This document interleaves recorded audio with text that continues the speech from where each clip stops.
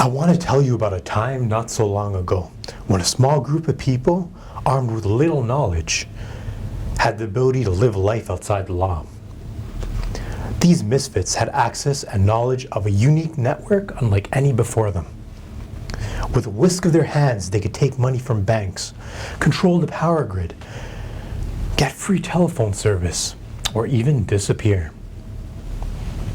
To the rest of the population, their existence was almost magical, and the words they used foreign. They were a small group of rogue renegades, misfits, and weirdos who managed to pull off magical feats that seemed seemingly impossible with a click of a button or a crossing of a wire. Bad and good, white hat and black hat did not exist back then. They were not driven by anger, rather by curiosity of how things worked. With each feat, they would baffle and confound. Never since the time of Nikola Tesla had the world been thrown into such an era of awe.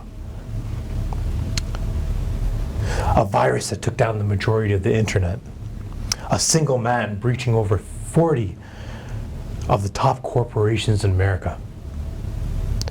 This was the world of pre-1995. The internet's potential was still in question, and those who understand what the hard drive was were just a handful. These individuals were called hackers. But how did they pull off these feats? How was it possible? Knowledge. The internet and many large infrastructures were not built with the concept of security in mind.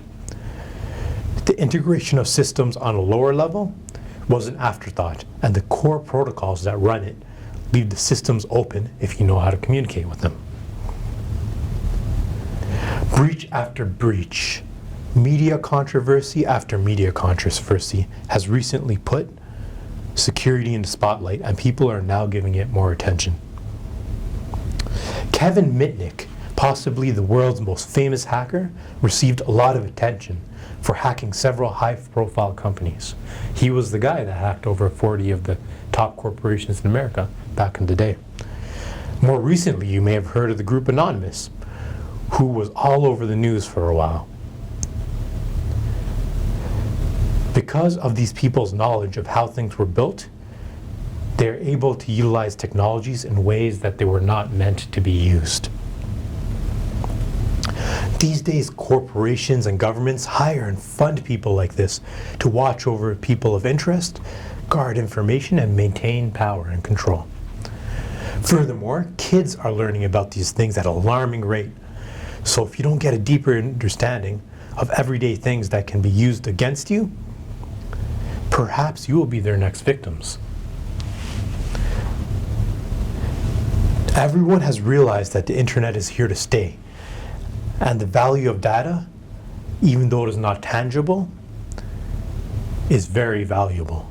Consequently, there's an unseen battle going on to protect and gain access to this information that controls our lives.